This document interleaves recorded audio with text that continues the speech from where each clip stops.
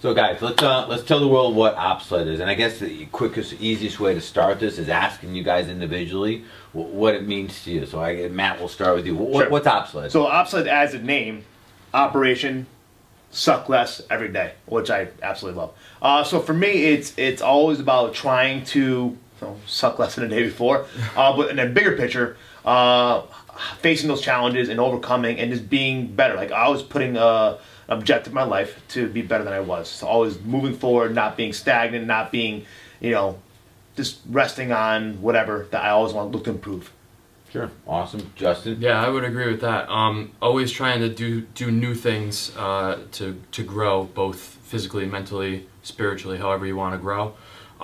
Like he said, never getting stuck in your same old patterns. Always trying to challenge yourself every day. Challenge yourself, yeah. To do something that either you're afraid of or that you want to try and haven't tried, something like that, Yeah. So we'll kind of give a brief introduction where this actually OPSLED came from. It was a bunch of us on a canoe trip once, and one of my buddies, John, I forget where he came up, but we got this conversation. But it was a bunch of guys on a canoe trip talking about how to improve our lives, challenge, all that type of stuff.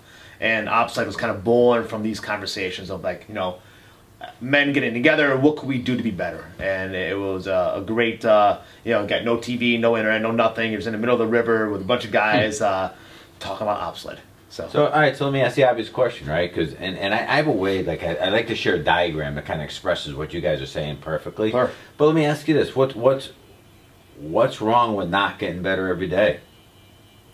Why would you want to be the same all the time? It's kind of boring. I don't know. That to me, that when he asked that question, I don't know how to describe it. It's like a fear came over me, not getting better, right? Like not improving my life. So for me, it's actually that is almost a fear. It's like, well, how I can't accept going through life, not being mediocre, but not living it to its fullest. I say life is meant to be experienced, and I love that philosophy. And part of that experience, like if I don't challenge myself, if I don't grow, if I don't make myself uncomfortable, if I don't have that thing, that drive, that energy, that spirit, like then what am I? I'm just a drone. What's the point? What's the point? Yeah, I get it scares me. So I guess that fear is like, if I just do this my whole life, and then what was it for? We're only here for like that blip of time, and I gotta do something. I gotta make that. I think about that drop in a pond. I've got to put my big fucking wave in a pond that changes myself and others around me. Yeah. Okay, so I'll call it a word. You said if I don't do something that makes me uncomfortable. So that would be uncomfortable. Would be working on sucking less every day. Would that mean that standing still is comfortable? To me, yeah. Okay, so let's start there. That this is our comfort zone. Would that be a fair way to describe standing still? Right. Yeah. Mm-hmm. All right. So take that one step further. Describe what makes it a comfort zone. It's easy. I can sustain. Easy. I can sustain. I don't have. It's not. I'm not challenged. Let's say I've got I've got a good salary. I got a nice house, a car. It's just fairly easy life. No risk. No risk. No risk. So Yeah. predictable. Yeah. Predictable. Predictable. No risk. Yeah. Predictable. Okay. And if that's comfort, you said outside of here is uncomfortable, right? Yeah. Mm-hmm. Unknown. Okay. So let me ask you this then. Suck less every day requires us to do what? I think it also requires us to look at our past day or look at our past experiences, how to now just not be comfortable and now that you're trying to kind of step outside our comfort zone, right? So to do something we haven't done before, is that a fair absolutely. shake on it, right? Yeah, very good. Yeah. So step over this line, this you called comfort line, into the space of uncomfortable. Do something we've never done before, which means there's going to be, you say no risk, there's going to be risk out here, right? Mm-hmm. There's going to be unknown. Mm-hmm. There's going to be, would you say there's going to be genuine, we're not that you're in a state of fear, but now there's something to be afraid of. Well, right? fear was, as you wrote that dash, like fear was the next thing that popped in my mind. Yeah, fear. And fear comes from taking on those risks. Across here, I'll explain this in a second, okay? So I want to talk about this space that happens right here. Okay, so there's fear associated with risk unknown. Cool. There's some fears that we default to, right? Fear of the unknown. We hate not knowing. Fear of the big F word, right? Failure. Is there a risk of failure stepping outside here? Absolutely. Right, so failure's out here, right? Is it okay to fail? I think so. I think you have to fail. Absolutely. Yeah. It's a It's a requirement. requirement. Yeah. Requirement. Yeah. Yeah. What other fears happen on here? So we have fear of the unknown, which is the big one. Fear of failure. What else are we fearing once we step outside here? Well, I mean, I would kind of maybe depend upon what you're doing. I guess for us, because we're opening the new academy. So Yep. when I'm thinking, that's definitely stepping out into the other comfort zone. And so yeah, fear of failure, that it's not gonna work. Fear of I don't know. Well, if you're gonna only say if you're gonna take time, money, energy, effort, Yeah. your client base, and it may not work out, is there not a fear of loss? For loss, yeah. Yes. So that's a very big. That's I guess. Fear of One more big one that goes. what right other here. people think. Boom. Yeah. Yeah. Other people's. Opinions. Opinions. Yeah. And I would suggest that out of all of these right here, this is probably the most crippling. Right? Fear. Yeah. Think about this for a second. We're afraid of what we think other people might think of us. Isn't that If- crazy how it dominates? If a series of events that has not happened may happen. take place. Yes, I know. exactly. Yeah. We Yeah. all go through it, but sometimes now it's an asinine thought process, but Yeah. it exists big time. Yeah. Let me share something with you guys, and I know you know this, so we'll just share it for the sake of discussion. You say we all go through. You know who doesn't go through this so much? Kids. And Alex, you're gonna love it. So when you look at the learning curve, right? And if we had a graph like this, right? And let's just say this is your learning on this side, and this is time, right? A child's learning curve is like this. It's through the roof, okay? Little time, lots of learning. They go for it. Yeah. What happens over time with adults, you and I, at some point, as time goes on, our learning curve flattens out, and then if we get stuck here too long, actually starts diminishing. We go backwards in our ability to grow and expand, right? So this becomes a dominating force in our lives, creating an unwillingness to step over this line, right? Which means we're stuck in this comfort zone where growth not only stops, but we start sliding backwards. Yeah. And at some point we become more afraid of living, which is out here, than we are of dying, which is in here. Yeah. Think about that one for a second. That our fears are so empowering of us Right, here yeah. that we fear living, which is, this is living on the outside, and this is where we die. We get stuck here. So do you consider these limit? How does someone take that gap? How does someone go from here to there? Let's understand how kids do it, okay? Yeah. Kids have two driving forces, right? This one in here, that's inside the space, is their capacity. What does that mean? It's their ability to do, right? Whatever skill. Let's use riding a bike as an example, because it scares the crap out of kids learning how to ride a bike. Okay, but somehow every single kid drives through it, right? Because their spirit, which sits out here, is what's really driving. And their spirit, what does a bike represent to a kid? Freedom. Freedom. Yeah. Freedom. And that spirit is so big, that purpose is so big to them. The fear of achieving the spirit is extinguished. Yeah. Because they have such a big drive, a big purpose. And I'd ask, for the people listening to this right now, how many of you have such a big driving passion that it overcomes all of these fears that come across it? They don't even come into the radar screen. As adults, we tend to focus on our means, how much money we have, how smart we have, how much knowledge we have, our resources. We focus on all that, and then we determine how far that will let us go. Right? Yeah. Now, our resources, and we'll call them all resources, right? Those have only gotten us this far. So when you think about it, if we use our current resources, which have only gotten us so far, to try to figure out how to get further, it's a fool's game. It doesn't Right. work. And again, we get stuck in our comfort zone, but we validate the crap out of it, and then it goes worse. Then we find other people that are thinking just like us, small, that want to stay contracted. We kind of like find a little peer group that all, because now we all think the same way, somehow it makes it okay to play down. Be in there. Yeah, to suck the same every day. Effectively, right? Right. Kids operate a little differently. They let their spirit drive the capacity. So every day they push over this line. Every day they push over this line. And in doing so, this is the cool thing about it, as they enhance their capacity, they enhance their spirit. Spirit never goes away. It only gets bigger. It expects more of us every day. So it almost keeps moving further out. You say, well, how far out can it go? Well, till you reach your limits. How do you know when you reach your limits? You never know you've reached your limits till you risk going too far. Right?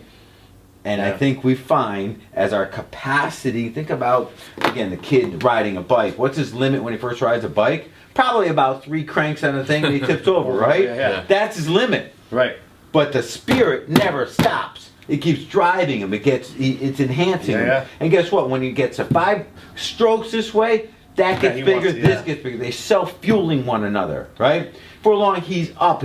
Freedom has been obtained, right? But now it's not just to get to the end of the block. It's, you know what? I'm going to go down to my friend's house all by myself without my mom and dad, right? I remember learning to turn around and go straight. And turning around, I was like, oh shit, now what do I do, you know? So, I mean, like, so that all those, as, I like this analogy because okay, this is the first 5 steps. This is turning around. Now it's like, well, now what? Now I'm jumping off a freaking ramp or whatever it is, and then good roads go. So now it's like, the thing that scared you in the beginning was that's just whatever, because now that comfort zone is so much bigger. I like that analogy a lot. Yeah. So let's bring this into real life application, right? Most of the people listening to us right now that are going to watch this live lives. They're married, they have kids, they have jobs, they have cars and mortgage payments and all this kind of stuff. And it's a scary world out there, right? And especially in this day and time. breaking out of breaking out of that comfort zone in this modern age, because we're very connected to that comfort zone. Meaning being like the mortgage, the house, all that thing. It's very much like keeps us almost contained. Right. Is the point I was trying to make. Right. Whether you're an entrepreneur and you're trying to decide should I quit a job and go on my own, or you're a fledgling martial artist, man, should I really try this? Who am I to? I'm 40 years old. I've never done any martial arts in my life. I'm too old. I'm too weak. I'm too out of shape. I'm too inexperienced. All of these self-limiting which are exact fear limitations we hear every single day when people try to join. Is that those 4 come up? Yeah. Sure. I don't know who I first heard this from, but somebody came with this idea saying that you should always be a white belt in something, right? Like what does that mean? Well, that's I say it as emptying your cup, meaning I'm always trying to learn. I think there's a lot of power in learning and experiencing new things. So I was telling a story the other day. I used to have a white belt when I first started martial arts that I kept. Like every time I learned a new martial arts, strap on that same white belt again. I loved it because it's like I'm learning something new again. I'm getting to now achieve more, and I love that feeling. So I like the idea of always putting on a white belt, because or the idea of putting on a white belt, or as Bruce Lee used to say, empty your cup, because that's just giving you opportunities to learn more, grow as a person, and that's very powerful. Yeah. New guy comes in jiu-jitsu, he decides to roll with another white belt, right? He's been in for 6 months. Yeah. Is the new guy going to get submitted a lot and often? Well, yeah, probably. The answer is yes. If they were to roll, if a news guy, yes, right, he is. Yeah. And in our world of win or loss, fail or succeed, those would be considered. That's tough for people. They would be considered failures, right? Yeah. How important is failing in your learning curve to succeed in martial arts? If you don't fail, you're not learning. Plain and simple. You're never going to achieve anything. If you walked on that mat, and let's use an example. Say I walked on a mat, I'm a big 300-pound guy, and I'm going, okay, there's that white belt again, 6 months, and maybe that guy has more technical skills, but he's smaller than me, and if I just sit there and do nothing, so I'm so afraid to fail, that I'm afraid to move, I'm afraid to go for a new technique, I'm afraid to try something, well, then I'm never going to learn jiu-jitsu or any martial art or anything, because I'm still like, that's it, I'm not doing anything, I'm going to stay right here, because I'm afraid, well, then, yeah, you're doing jiu-jitsu, but you're not really learning, you're not really growing, and you need to fail. I call it fighting not to lose. Yeah. right? Yeah. Where you go in a defensive mode Yep. and you're doing everything not to lose. Isn't that this? Yeah, that's exactly it. You're contracting, you're protecting yourself, you're fighting not to lose. And the truth is, you can never win from that Yeah. position. And that, a lot of people have a hard time with that win and lose thing, because you see that every day in a match. It's like they want to win, which is great, but the thing is, like, you gotta. It's like, if you talk about truly progressing yourself, you need to go through those failures. You need to suck and come Yeah. out of it. You know.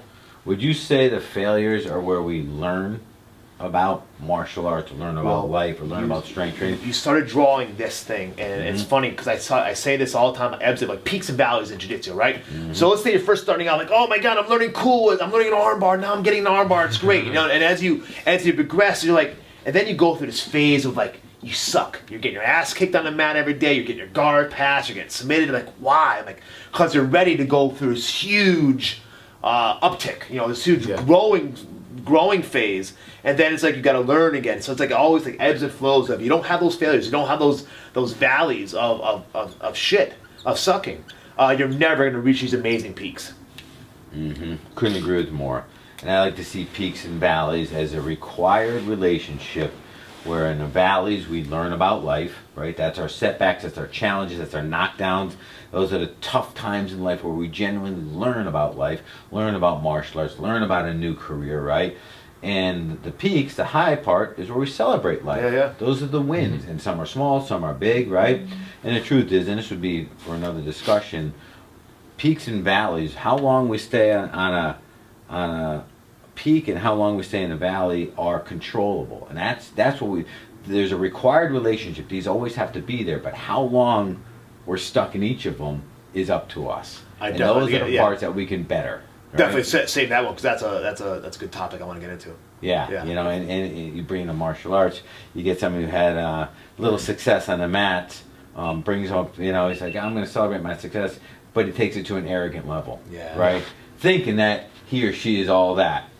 Once you switch over to that, you're one step shy of getting kicked back down to the bottom, because the next person's just going to crush you just because of the way you're thinking, right? Right, absolutely. As an example. Versus humility while you celebrate, right? Yeah. That, awesome, this is great, I've earned what I got, and I have a long way to go. And be hungry for the next. I'm Yeah. always there. So like anytime I'm like, I'll use jiu-jitsu as an example. Anytime I'm getting a new series going, or something starting to click for me in a new like technical way, I don't want to sit back like, oh, look at me now I'm doing this, I'm so good. It's like, no, I want more. It's almost like you want to go back to the valley again to kind of get that new, you know, because when you think about it, it's almost like it should be, I'm talking about jiu-jitsu and life itself, that those peaks and valleys shouldn't be linear. It should be like, there should be some sort of growth to that, you know, that you have your like, you know, ebbs and flows all the way, you know. Does that make sense for you? It does, Yeah. absolutely. So let's talk about for a moment this comfort zone, this line right here, and this little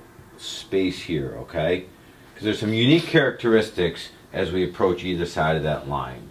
Because there's some, you know, we could be sitting here, well, how do I know that I'm not just sitting and compromising and settling? How do I know that I'm moving or not moving, right? Yeah. And there's ways we can characterize crossing this line, and we've had these discussions before. One of them is, as we approach something that is unique, different, uncomfortable, involves risk, involves the unknown, right?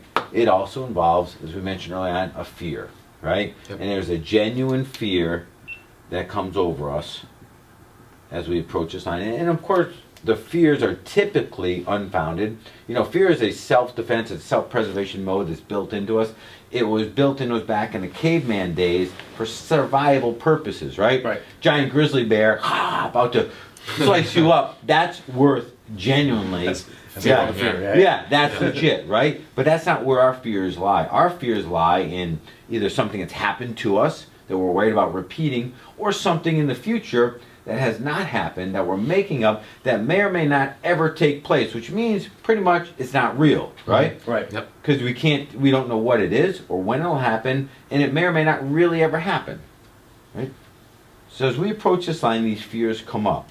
When we cross this line, though, when we crossed into the settling, into the growing mode, the fear is converted, right? Because it doesn't go away, but it changes to being scared. And the difference being, fear is about something in the future or in the past. Being scared is finally you're in the present. There's something happening here and now that's genuinely scaring you, right? Right. And you brought this up earlier in a conversation, stepping out on the mats for the first time. You know, Scary thought, yeah. oh yeah, Well, when scary you experience, face a yeah. competitor for the first time, or you're stepping into an MMA cage and the door slams behind you, and although there was a lot of noise and lights, everything goes Quiet as fuck. deathly quiet. Yeah. Yeah, because now it's just you and them. You had a team, now it's kind of like you're an island. Everything went away right at that very moment. Yeah. You're scared. You now know, though, guess what? You're working on OPSLED, right? You've crossed that line. No matter the outcome, growth will take place.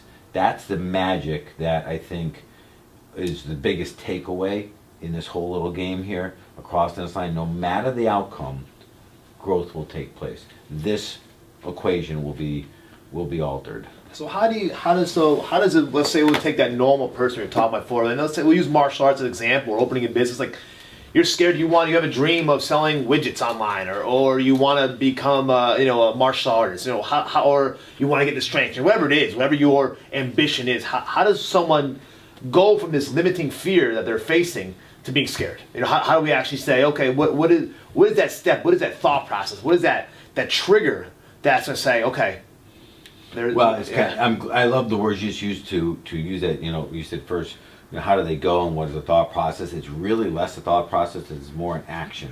It requires a step forward into the fear. I saw this a long time ago in the boxing world, and it was reiterated very well in a small book called Flinch, and it talked about the natural reaction of a non-boxer to somebody throwing a jab or a punch at them, and our first reaction is to step back or flinch, right? When in fact that may put us at the most deadliest range of the punch. The only way to beat that, right, is to step into it, to engage it, to move forward, and that's how you cross this line. You step back. You fall back in this comfort zone. You're committing a treason against your own mission, against your own soul. You're virtually guaranteeing that you will not step over that line. So the almost fear becomes a reality. Like that, if you just keep stepping back, it's like, well, you're gonna get punched in the face. That was your worst fear, and I don't want to get hit. Oh my God! And what's happening is like the most powerful range of his punch, right? Look at this line as opportunity, because as opportunities present themselves, they always show up first in a it's scary. Every opportunity hits you in the face with fear. And the idea of the flinch model, if you step back even for a second, that opportunity disappears as quickly as it shows up. The only way to gain advantage in an opportunity is to step into it, to step forward. The moment you step across the line, everything changes, right? Everything becomes real. You become very focused and centered. Versus getting stuck in this cloudy abyss back here.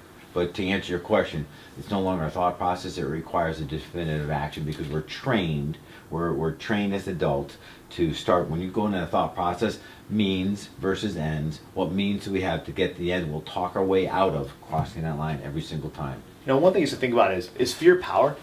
Is a fear that something scares you? Let's say martial art, or you're scared of starting a business. Do you find that almost powerful, as in, well, that means that means I should be doing it, I should face it, I should address it? To me, it's without exception, it's a trigger that opportunity is presenting itself. Yeah. But everybody's got a little different paradigm around fear based on previous belief systems and core value systems, and some see fear as, step back. Right. And therefore, they look at you and say, why do all the opportunities always come to Matt or always come to Justin? No opportunities come to me. No. Same opportunities always present themselves.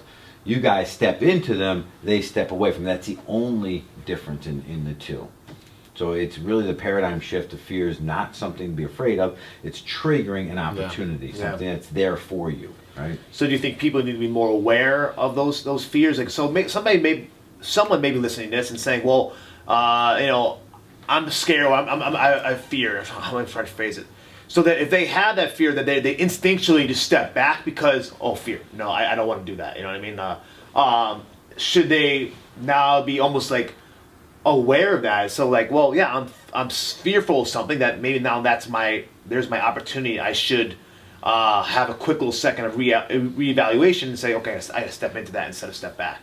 Is that what you would suggest for someone, or is that It how you probably would? goes one step before that. So picture. I guess my question I was trying to pose is what are you? Let's talk about that person. Like what how are you going to get them to go take that step? How do you, when they see that opportunity and they realize it, whether they realize it or not, they're scared or something. How do you convince them or tell them, say, it's okay, buddy. There's an opportunity to present itself. Now take the risk. Yeah, they've got to make a decision, right?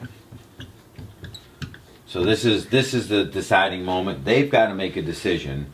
Where in the past they've chose not to make a decision, would result in a default decision to stand still. Yeah. So the question you're asking is, how do they change their decision so they change their outcomes? Yeah, That's really what that's we're trying. yeah, sure. That we're trying to get to, and without getting too deep into this, we have to understand where decisions come from, right?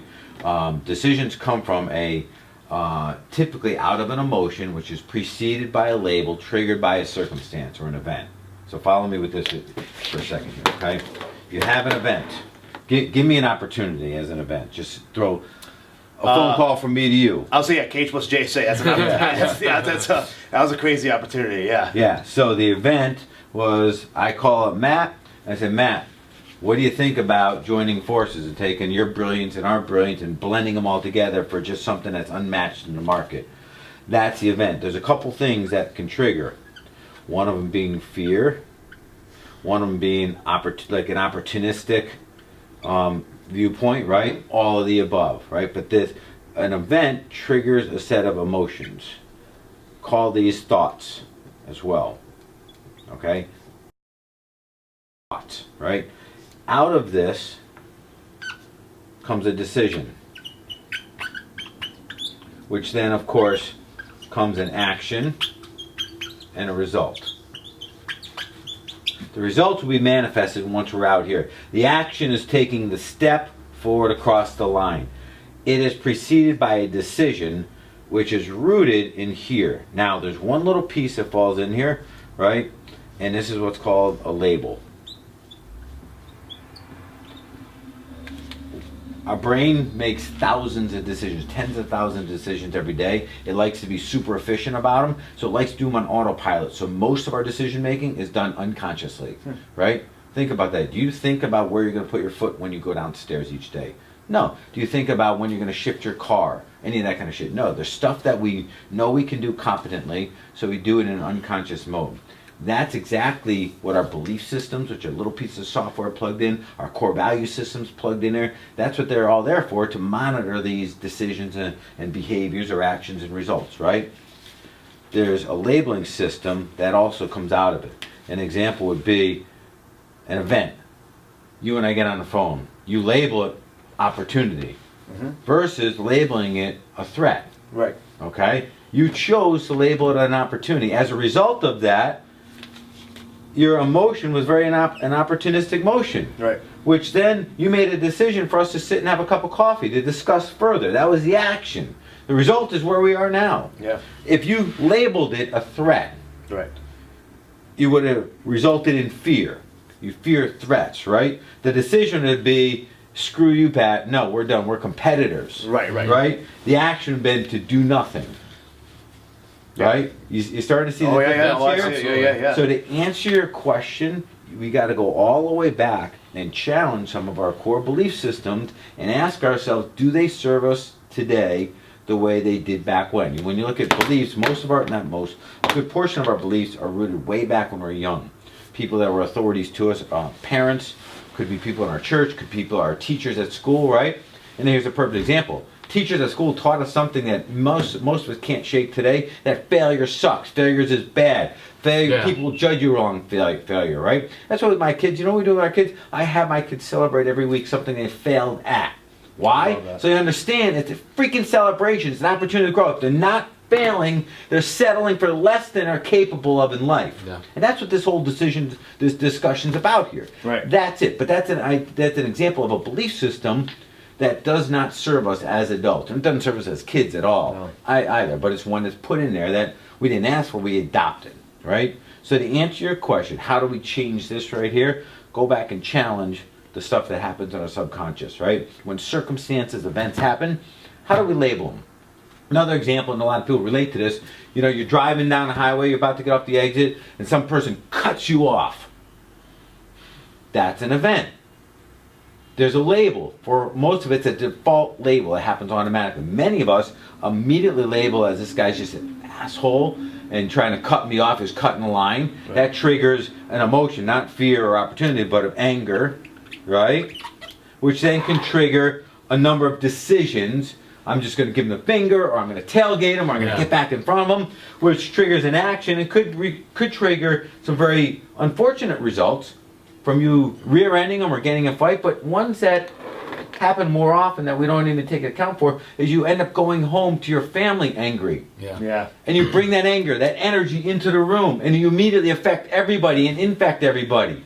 And that's how the rest of the day rolls out, because you mislabeled an event. An example, a change. Guy cuts you off. You immediately label it as, wow, he didn't see me. The emotion, I'm the luckiest guy in the world. Could have hit me, didn't. Nobody has better luck than me. Wow, I'm a grateful guy, right? Your decision, just to chill back, turn up a good music, and smile at the guy next to you because you're going to make it home safe today, right? Your action is just to enjoy the experience, be grateful for who you are and where you're at right now. Now you bring that into the house. Who's going to have a better night? Yeah. Right? Did the event change anything? No. And a big understanding of how this stuff works is that it's not our circumstances that dictate the model of the world that we experience. Right? It's our decisions that dictate the model of the world that we experience. Everybody's like, but this happened to me and the economy and the president. We all have the same stuff. Right. But how we choose to see it and the decisions we make determine the model of the world that we experience. Right? And this is getting a little off base from our whole opposite, but I think that's the core of what we're talking about. How do we cross this line every single day? How do we make failing every day something that we should be rewarded for? How do we not care about what other people think at all? Right?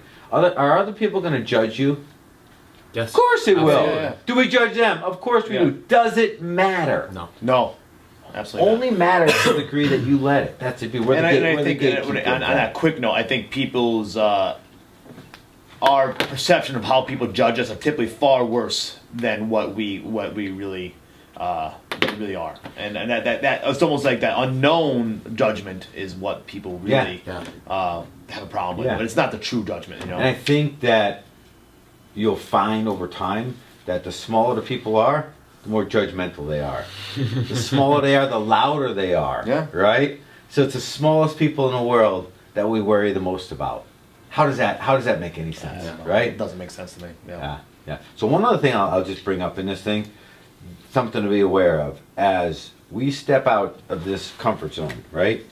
Out here, and then here, and we get further and further out, our core group, our tribe of people, and this is a challenge a lot of us have. We make them uncomfortable, right? They don't like being uncomfortable. You want to know the default position of our friends and our family that are in here as we step out? You know what they try to do? Bring us back in. Pull us back. And it can get tough. And I'm bringing that up in the context of there's something you just got to be aware of, right? Yeah. Because our environments, which include people around us, are more influential on our outcomes than our willpower. We've got to be aware of that. And the people that are closest to us, the ones that love us so much that we consider our friends, will be the first ones, if they're not moving with us, to tell us why we will fail, why we're not good enough, why you doing how that? dare us, Yeah. Why are you doing this to me? All this kind of nasty language. And the truth is, you have to make a decision. Are you willing to play small with them, or to be the example and hopefully allow them to come with you? Yeah. Inspire them to take that journey. Yeah. Wow. I mean, that was really good. That's OPSLED, That's man. OPSLED, yeah. That's good. I think that's what this all means, right? Operation Suck Less every day, right? Yeah, absolutely. Beautiful. So guys, for all of our listeners out there, so a big part of OPSLED is not just about Pat, myself, or Justin, or Brucey. It's really about you guys and how we can challenge, inspire you to suck less every day. So we really want to make this an interactive experience so that we hope for some feedback from you guys. Share us your stories about how you suck and how you can apply this to your life as well as the challenges you're facing. And we'd like to make it sharing your stories too, sharing your experiences.